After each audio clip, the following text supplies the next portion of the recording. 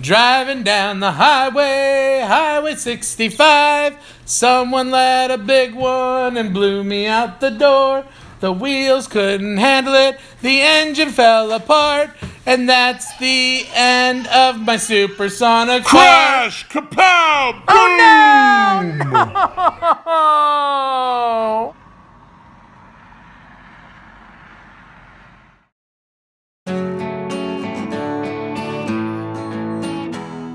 So I've been on this Epic Minivan Adventure for a little over 2 weeks now, and I had traveled about 4,500 miles.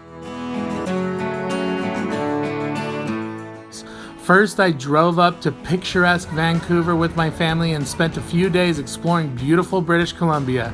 After about a week of exploring, we parted ways with many hugs, kisses, and well wishes. My family was excitedly flying home on an airplane while I began the second half of my epic adventure.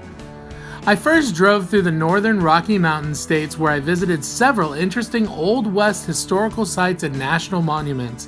As I rounded the Great Lakes area, I traveled south visiting friends, enjoying verdant state parks, and I even cooled off at a rad water park that was only $5. I was getting ready to explore some sites that are important to my heritage in the South when my trip was abruptly halted. Upon entering a gas station, a fellow with a rad mustache unfortunately crashed right into my minivan. Yes, he hit me in a way so that my back passenger side tire was now pushed into the suspension and it looked as if the axle was bent. I was officially stuck in Tennessee with no way of going anywhere. To top it off, it happened at the end of the day on the Friday before the 4th of July weekend. So my insurance company and the collision center would be closed until Tuesday. Luckily, my wife and kids weren't in the car and no one got hurt in the accident.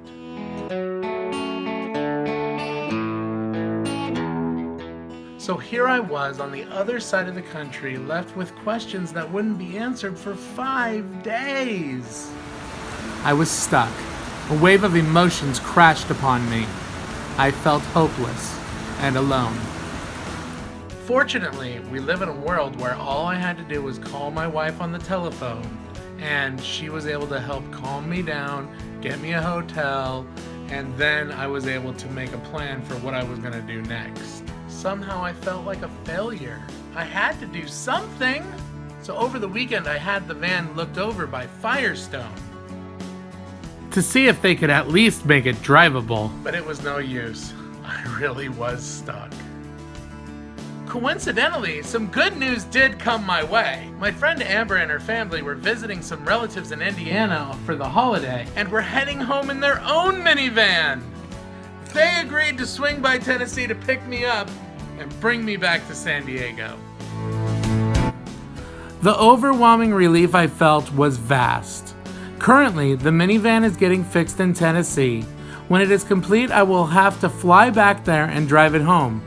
This minivan adventure has had so many twists and turns. It truly has been epic, and I guess it isn't quite finished yet.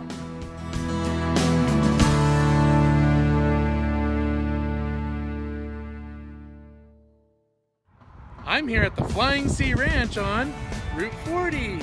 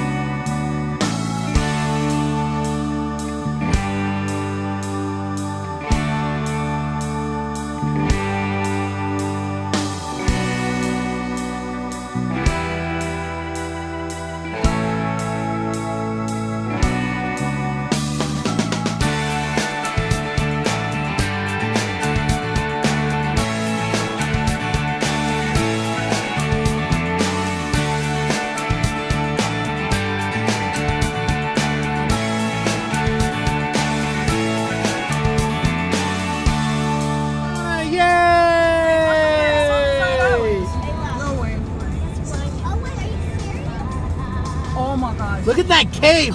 Oh, look at all the little creatures above it. Oh, Look! That's so neat!